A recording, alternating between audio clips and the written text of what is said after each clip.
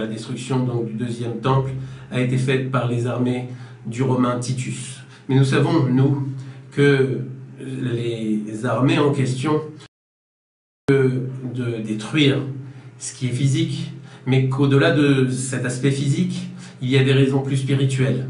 Et la volonté d'Akadosh Baruch Hu, que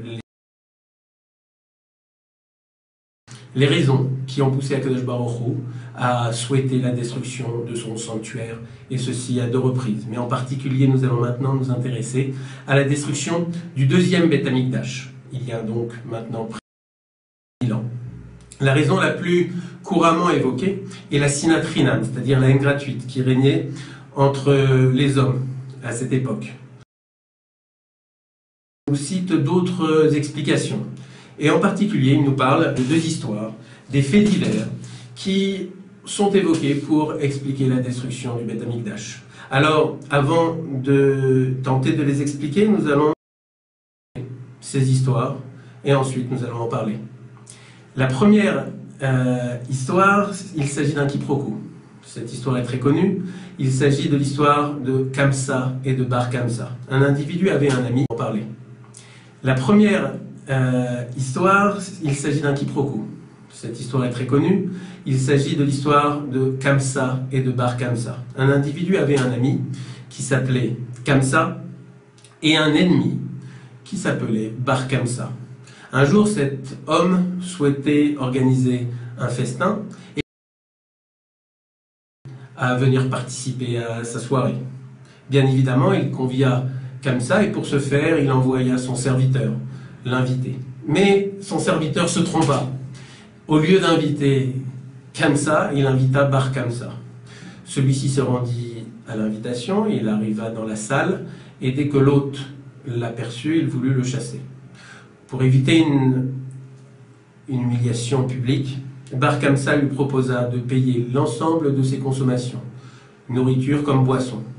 Mais l'individu n'accepta pas sa proposition. « Je suis prêt même à payer l'ensemble de la soirée si tu ne me chasses pas. » Mais l'hôte n'accepta pas et il le chassa au vu et au su de l'ensemble des convives et en particulier des personnalités rabbiniques qui se trouvaient dans la salle. Bar Kamsa en fut tellement affecté qu'il alla dénoncer les Juifs aux Romains. C'est le premier fait divers qui explique la destruction du deuxième temple de Jérusalem. L'autre fait divers qui est évoqué dans le Talmud est encore plus surprenant, puisque c'était vraiment une histoire d'ordre privé que nous allons maintenant raconter. Il s'agit d'un charpentier qui avait un salarié, et ce salarié avait aperçu la femme de son patron. Le salarié avait de l'argent, alors que le patron avait des difficultés financières. Et lorsque le patron évoqua ses difficultés auprès de son ouvrier, celui-ci lui proposa de l'aider financièrement. « Envoie-moi ta femme pour que je te confie de l'argent, pour que je te prête de l'argent, et je lui confierai cet argent. » Le patron fit ce que le salarié lui demanda. Autrement dit, il envoya sa femme pour prendre l'argent que lui avait gentiment proposé son salarié. Mais sa femme ne reparut que 3 jours après, et même 3 jours après, il ne savait pas où aller. Le patron alla voir son salarié et lui demanda des nouvelles de sa femme.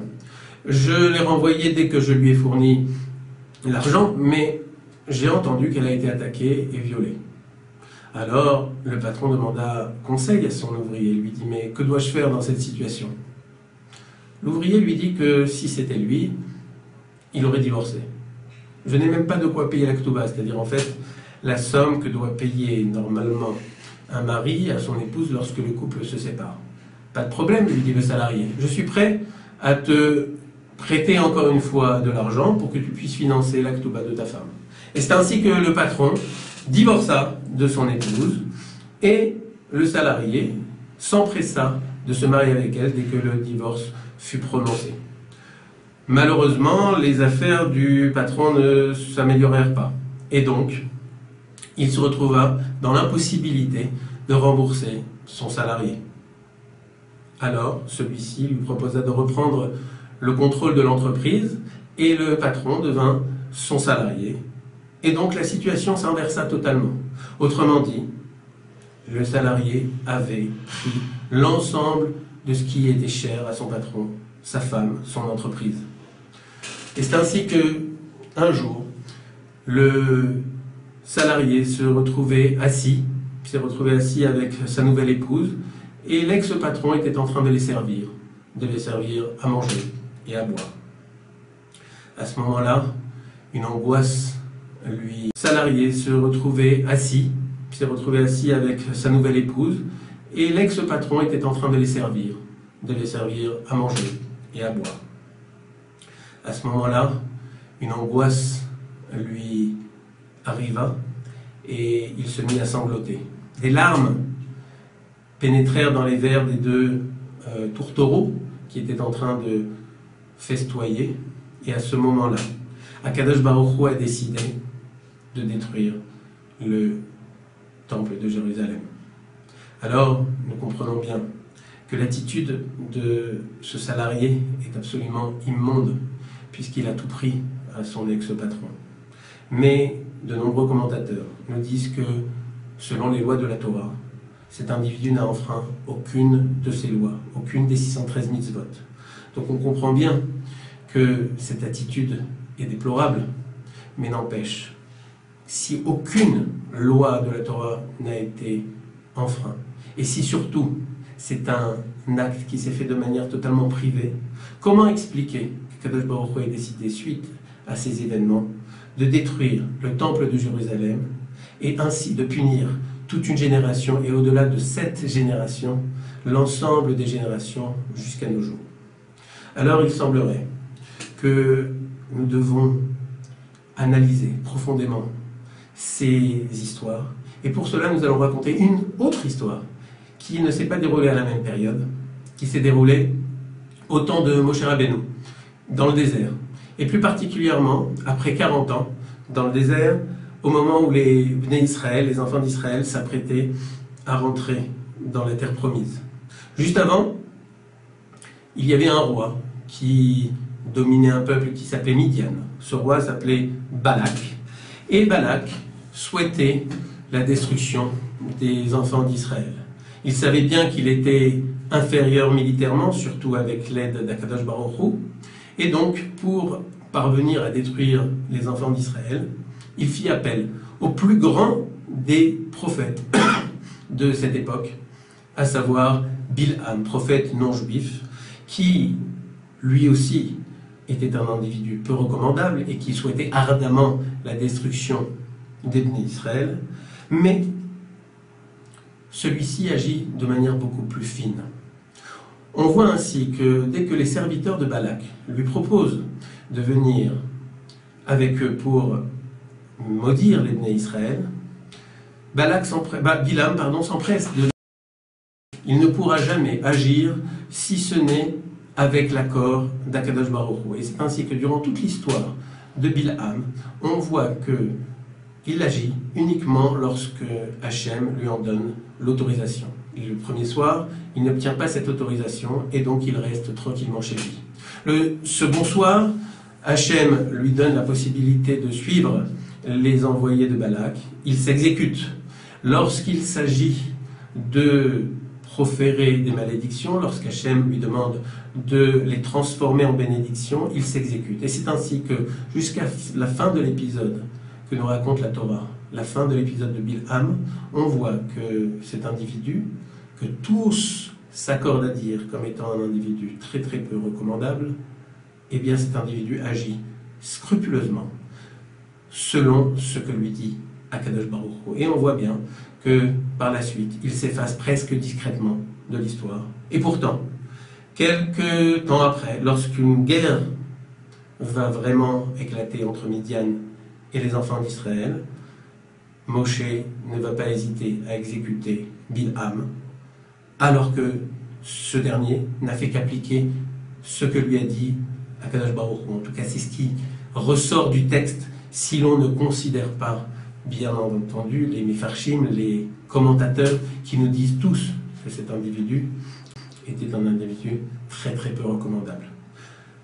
On a donc du mal à comprendre comment Bilham, si l'on ne regarde encore une fois que le texte, a pu être puni alors qu'il a parfaitement compris le message d'Akadosh Baruch Hu, ce qu'il lui a dit, et qu'il n'a pas fait autre chose que de l'appliquer.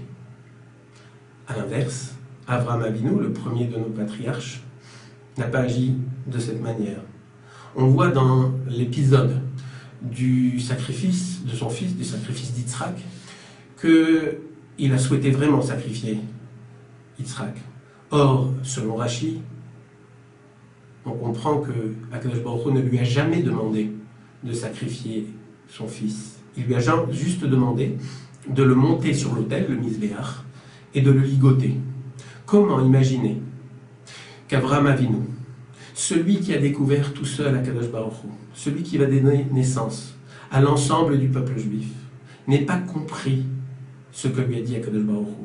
Il lui a simplement dit de le monter sur le Mizbeach, et lui, s'il en avait eu la possibilité, l'aurait réellement sacrifié, et heureusement que les anges l'en ont empêché. L'explication est la suivante, et va nous donner la possibilité de revenir vers nos histoires qui se sont déroulées pendant la période du Second Temple. L'explication, c'est que, bien évidemment, Avraham Avinu tient compte de ce que lui dit Hachem.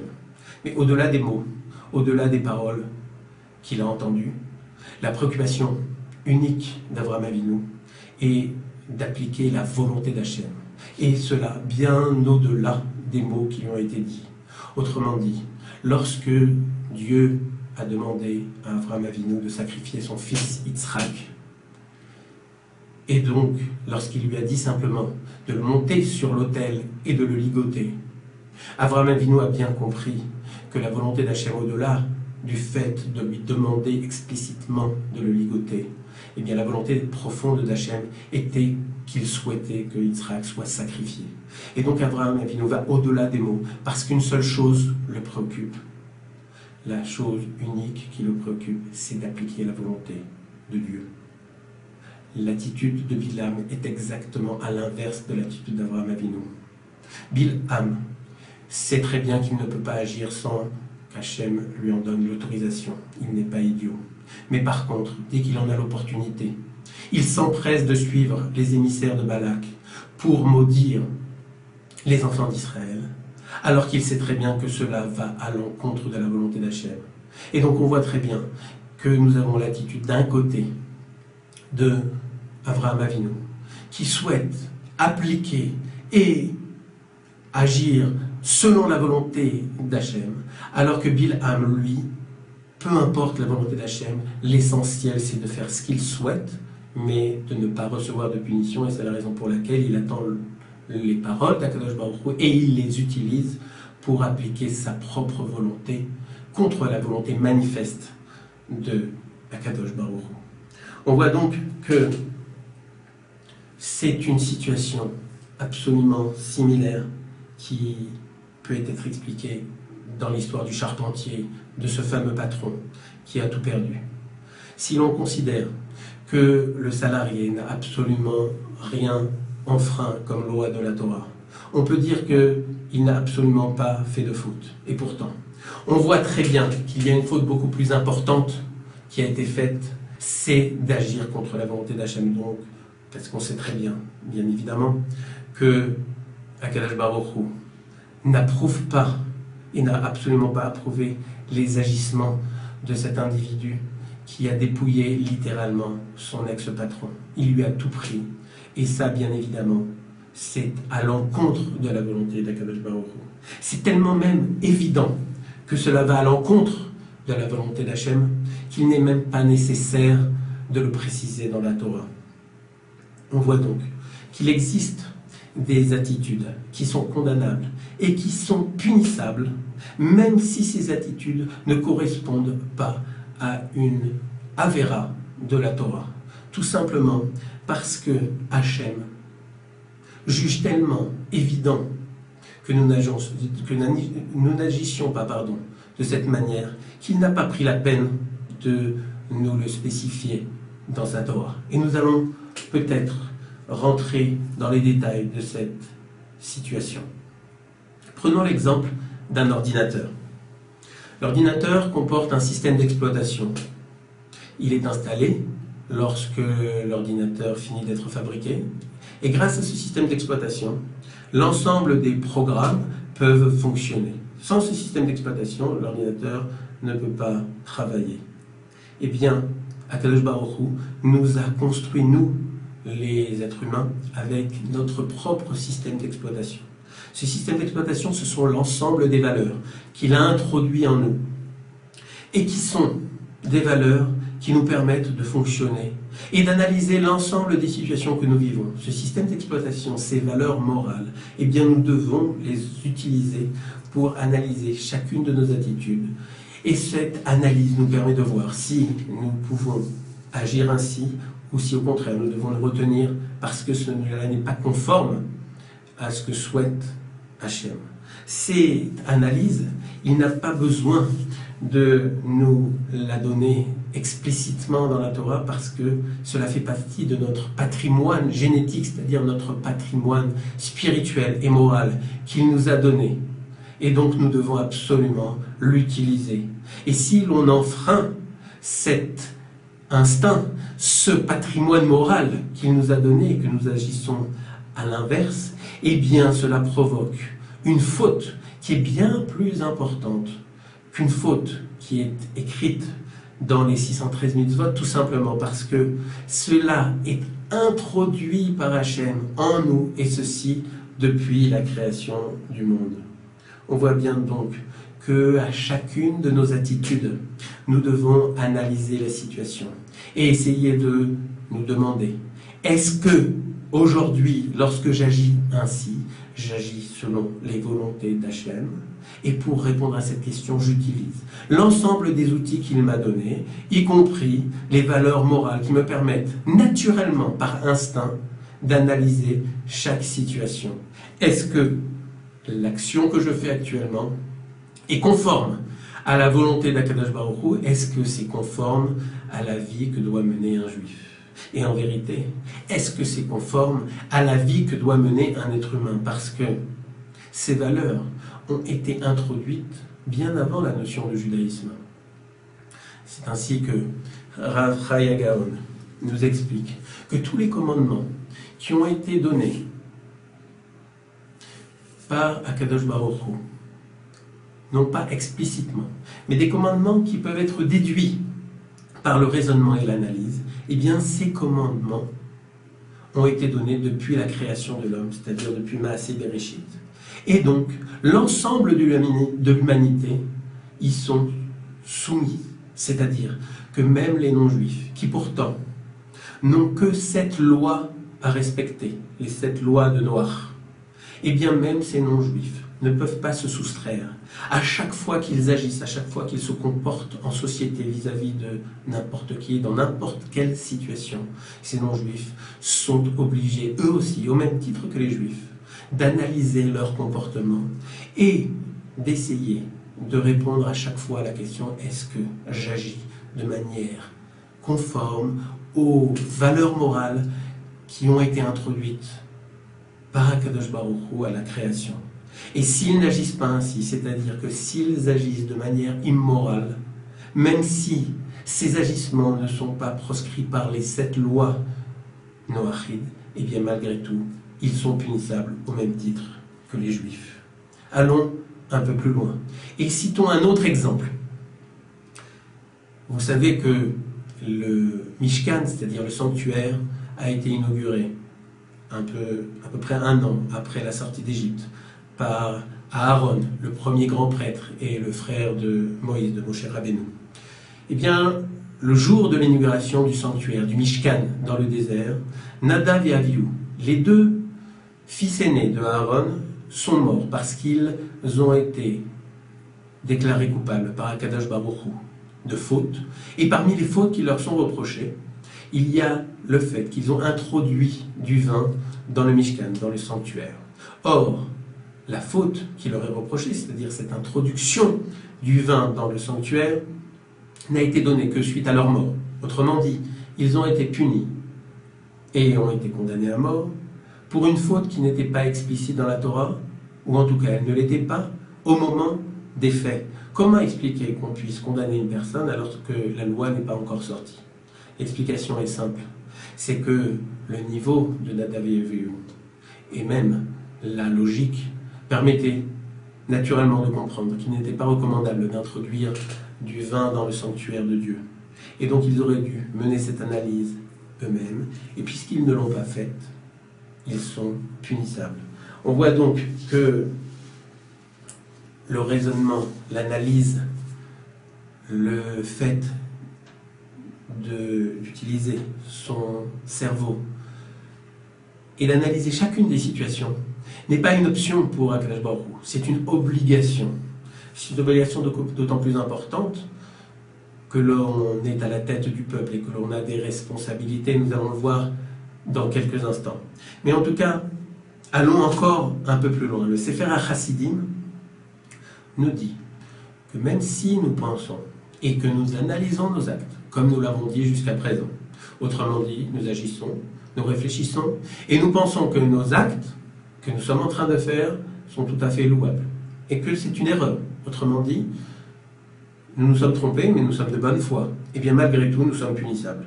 Et pour illustrer cette notion, nous allons raconter une autre histoire. Il s'agit de l'histoire de Elkana. Elkana était un homme qui vivait au temps des prophètes. Et il avait deux femmes. Une femme qui s'appelait Hana et une femme qui s'appelait Pnina. Hana était désespérément stérile alors que Pnina avait de nombreux enfants. Hana priait ardemment pour qu'enfin Akadosh Baruch Hu puisse lui donner la possibilité d'avoir des enfants. Et Pnina souhaitait l'aider. Alors, pour qu'elle puisse prier encore plus ardemment, elle décida de narguer sa concubine et donc de lui parler en permanence de ses enfants. Et c'est ainsi que les prières de Hana furent de plus en plus d'une intensité énorme. Et cette intensité permit à Akadosh Baruch Hu de lui permettre enfin d'avoir des enfants. L'attitude de Pnina était totalement louable. Elle a permis, peut-être, à Hana d'être encore plus motivée dans ses prières, ce qui lui a permis d'avoir des enfants, et notamment Shmuel, qui est l'un des prophètes les plus importants de toute l'histoire du judaïsme. Néanmoins, Pnina, au même moment où Hana commençait à avoir des enfants, perdit les siens, et l'on a du mal à comprendre pourquoi un tel malheur survenu. La réponse est la suivante. Il est évident que son attitude était louable puisqu'elle voulait aider sa concubine, mais tout en voulant l'aider, elle a provoqué un total désarroi sur Hana, qui vivait un supplice. La narguer alors qu'elle n'arrivait pas à avoir d'enfant était une torture. Et si Pnina avait pu analyser la situation comme il se doit, eh bien elle aurait compris qu'il ne fallait pas infliger cette souffrance à sa concubine.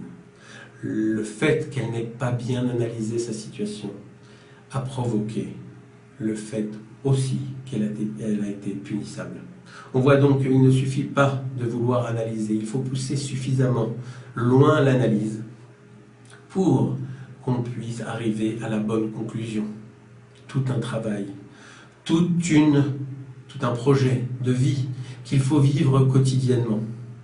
Et ainsi, on peut expliquer que les événements qui ont provoqué la chute du Beth Amikdash ont tous en commun le fait que cette analyse n'a pas été menée, soit pas du tout, soit pas suffisamment. Ainsi, une dernière raison est évoquée dans la Gemara pour expliquer la destruction du deuxième Beth Amikdash. On voit ainsi que Rabbi Yochanan, dans le traité de Gittin, nous dit que la destruction du sanctuaire d'Akadosh Baruch Hu, au temps de Titus, a été provoquée parce que les tribunaux jugeaient selon les lois de la Torah. La Gemara s'insurge, j'ai dit, mais comment fallait-il juger les affaires qui se présentaient dans les tribunaux selon les lois de la tyrannie? La réponse est non. Il fallait juger non pas selon les lois de la Torah, mais avant la lettre de la Torah. C'est-à-dire qu'il fallait non seulement juger et prendre en compte les lois de la Torah, mais il fallait analyser chaque situation, introduire du sechel, introduire de l'intelligence, introduire de la réflexion et utiliser cette réflexion pour relativiser la situation.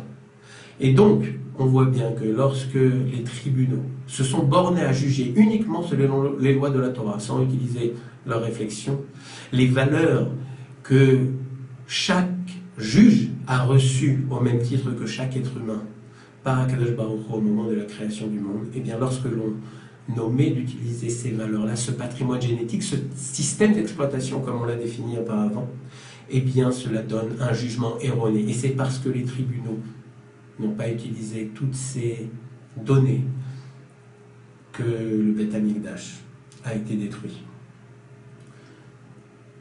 Le Beth Amikdash Arishon, c'est-à-dire le premier Beth Amikdash, a été détruit pour des raisons différentes. 3 raisons sont énoncées.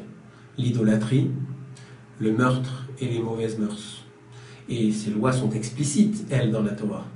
Mais si l'on peut trouver un point commun entre la destruction du premier temple et du second temple, alors le point commun est facile à trouver, puisque l'on comprend bien que si l'on analyse notre situation, et lorsque l'on s'apprête à faire de l'idolâtrie, à faire des mauvaises mœurs, ou à tuer un individu, on comprend bien, sans même les lois de la Torah, que cette attitude est condamnable. Et donc on comprend bien aussi que même si les lois sont notées dans la Torah, eh bien, si l'on avait utilisé notre instinct, notre esprit que nous a donné Akadosh Baruch Hu, nous ne serions pas tombés dans ces travers qui ont provoqué la chute du premier temple.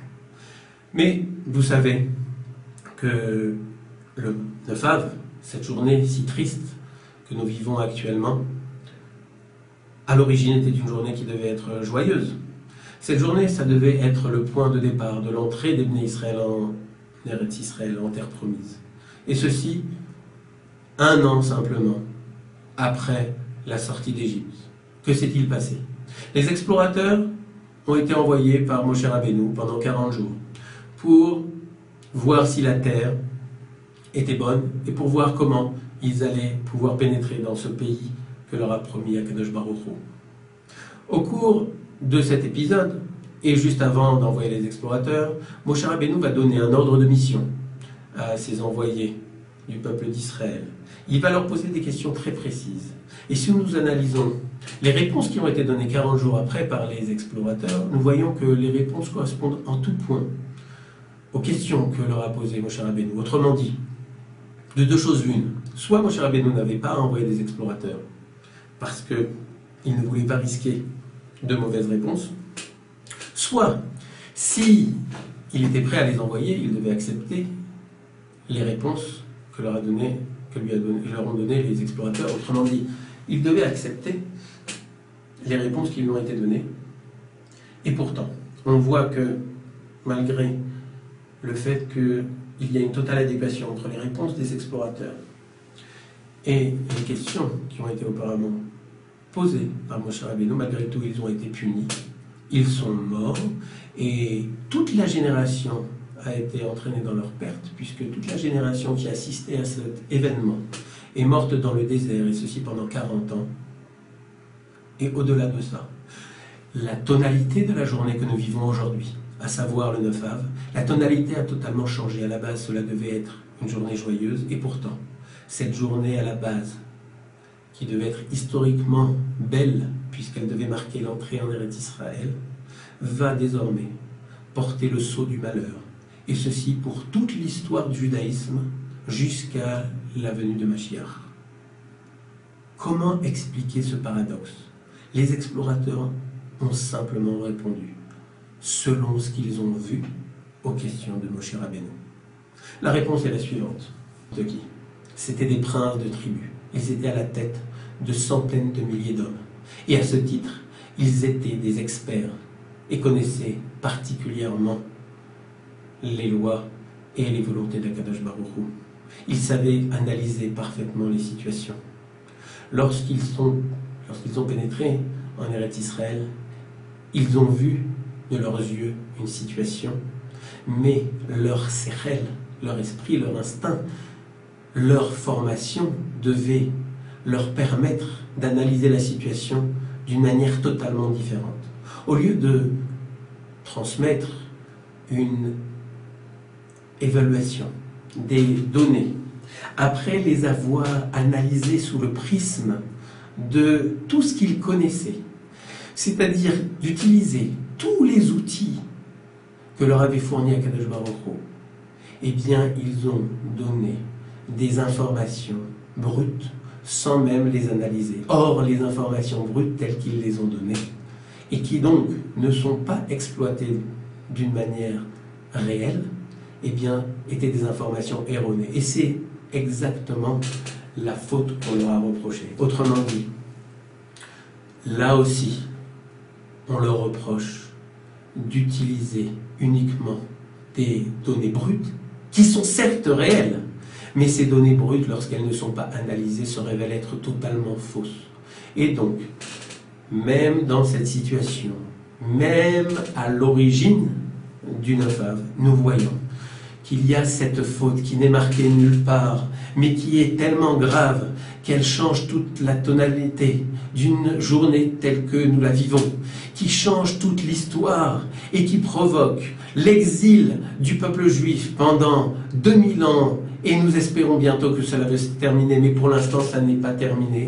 Et bien tout cela est provoqué par une faute qui n'est décrite nulle part, qui est le fait de devoir analyser chaque situation selon les valeurs, selon ce patrimoine génétique que nous a donné Akadosh Baruch Hu et que nous avons l'obligation d'utiliser.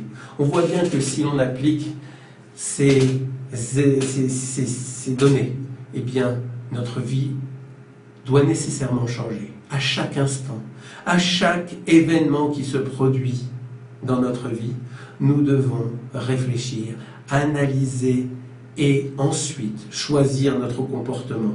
On est loin d'une action, d'un comportement sans réflexion, tel que l'on a coutume aujourd'hui de le vivre en disant, eh bien, il suffit de suivre nos envies, de continuer à agir tel qu'on en a envie.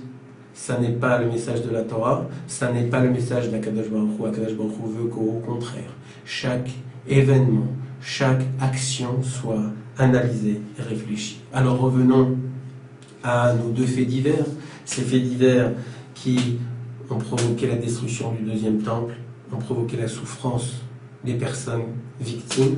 Ce sont des actes qui ont été faits publiquement, ou en tout cas la majorité des gens et des dirigeants du peuple juif ont été au courant de ces faits, et comme personne n'est intervenu, eh bien ces événements qui à la base étaient des événements qui étaient privés, eh bien ces événements se sont transformés en événements publics pour l'ensemble du peuple, et c'est ce qui a provoqué la tragédie de la destruction du second temple. Nous voyons une autre chose dans l'analyse que nous venons de faire de la destruction du deuxième temple. C'est que la Torah n'est pas un phénomène de société, le judaïsme, ça n'est pas de plaire aux yeux du public.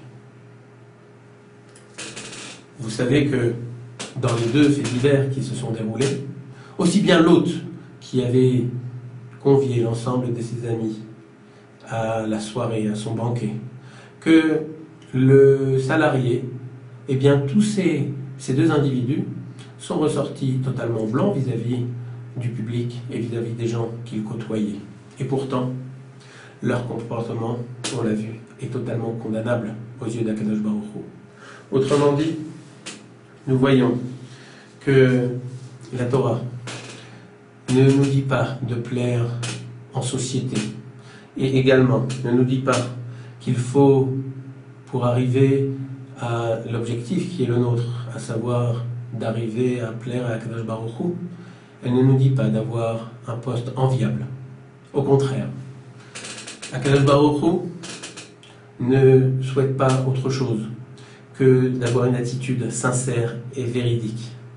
Et pour illustrer ces propos, nous allons parler d'une dernière histoire, l'histoire de Rabbi Hanania ben Teradion. Ce sage du temps de la Mishnah vivait dans une période de persécution. Autrement dit, les Romains avaient décidé d'interdire la pratique et l'étude de la Torah. Malgré tout, Rabbi Hanania ben Teradion avait choisi d'enseigner la Torah en public, et ce, malgré les dangers encourus. Un jour, il rendit visite à son maître, un Rabbi Yossi. Et Rabbi Yossi, apprenant le comportement suicidaire de son élève, lui dit qu'il allait bientôt être emprisonné et périr. C'est ce qui se produit d'ailleurs. Mais avant les faits, Rabbi Hanania ben Teradion demanda à son maître: est-ce que j'aurai droit au monde futur? Question très surprenante lorsque l'on sait qu'un sage de cette dimension risquait sa vie tous les jours pour enseigner la Torah à des centaines de personnes. La réponse de Rabbi Yossi est encore plus surprenante. Explique-moi ce que tu as fait dans ta vie, donne-moi des éléments pour que je puisse analyser, ensuite je pourrai te dire si tu as droit au monde futur. Alors, Rabbi Hanania s'exécute et raconte une histoire à son maître. Il lui dit que un jour, à Purim, il avait récolté de l'argent pour les pauvres et il mit cet argent dans sa poche. Mais dans sa poche, il y avait également de l'argent lui appartenant. Et l'argent personnel et l'argent de la tzedaka s'est mélangé. Alors, Rabbi Hanania ben Teradion, ne sachant pas à qui appartenait telle ou telle pièce, a décidé de donner l'ensemble de la somme à la tzedaka. Et voilà la fin de l'histoire. C'est-à-dire que Rabbi Hanania ben Teradion a donné quelques pièces qui étaient à lui, aux pauvres, pour la tzedaka, le jour de Purim. À ce moment-là, Rabbi Yossi, lorsqu'il entendit cette histoire, lui dit: oui, grâce à cet événement, à l'histoire que tu viens de me raconter, tu auras droit au monde futur. Comment mettre en balance l'enseignement de la Torah, l'enseignement qui est un enseignement au risque de mourir à des centaines de personnes.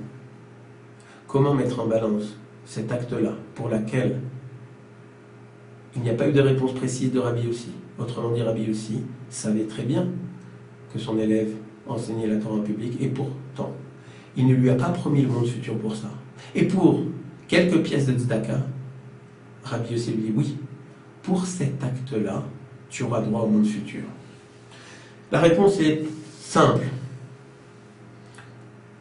On sait très bien que l'étude et l'enseignement de la Torah a une valeur très importante. Mais l'enseignement de la Torah en public peut être motivé par d'autres éléments. Se mettre en avant, devenir une vedette. Et donc Rabbi Yossi, qui ne peut pas être sûr des motivations réelles de son élève, ne peut pas se prononcer et dire si vraiment son élève a droit au monde futur. Par contre, donner des pièces de tzedaka, alors que personne n'en saura jamais rien, c'est un acte qui, même s'il peut paraître insignifiant, est un acte qui est très précieux aux yeux d'Akadosh Baruch Hu, parce qu'il n'y a rien de plus précieux aux yeux de Dieu que les actes qui sont faits sans publicité et sans que personne jamais ne le sache. Autrement dit, on voit bien à travers cette histoire que Akadosh Baruch Hu souhaite que l'on applique sa volonté, et que l'on applique sa volonté sans vouloir pour autant forcément plaire à notre environnement, sans vouloir forcément demander et obtenir des postes. On voit donc que nous devons appliquer les volontés d'Akadosh Baruch Hu au-delà de tout, bien évidemment en utilisant les lois de la Torah, mais surtout en utilisant également ces valeurs morales, ce patrimoine génétique, ce patrimoine moral que nous a introduit Akadosh Baruch Hu, et ceci depuis la création du monde. Nous devons utiliser ces deux éléments pour n'avoir qu'un seul objectif: réaliser la volonté d'Akadosh Baruch Hu. En tout cas, nous pouvons dire aujourd'hui qu'il y avait jusqu'à présent une fameuse formule: nul n'est censé ignorer la loi. Aujourd'hui, nous pouvons lancer sur Torah Box aujourd'hui, en ce jour de Tisha B'Av, une nouvelle formule. Nul n'est censé ignorer l'instinct. Nul n'est censé ignorer ces valeurs morales, ces valeurs qui nous ont été introduites et que nous devons utiliser à chaque instant pour agir, et ceci dans l'unique volonté, l'unique motivation qui doit être la nôtre, celle d'appliquer la volonté d'Akadosh Baruch Hu, que cela soit en public ou que cela soit en privé. Bien évidemment, si nous changeons notre comportement et que nous analysons chaque situation et que nous essayons de nous comporter selon la volonté d'Akadosh Baruch Hu, alors la situation changera. Vous savez que tant que le Beth Amikdash, le temple, n'est pas reconstruit, cela veut dire que la génération qui ne voit pas la reconstruction du temple, eh bien la génération n'est pas suffisamment méritante pour voir le temple. Car il n'est pas difficile pour Akadosh Baruch Hu de reconstruire le temple. Du jour au lendemain, à chaque instant, le temple peut réapparaître. S'il n'est pas réapparu jusqu'à nos jours, cela veut simplement dire que nous ne sommes pas au niveau, que nous ne pouvons pas avoir la possibilité d'avoir cette joie de voir le Beth Amikdash à Jérusalem.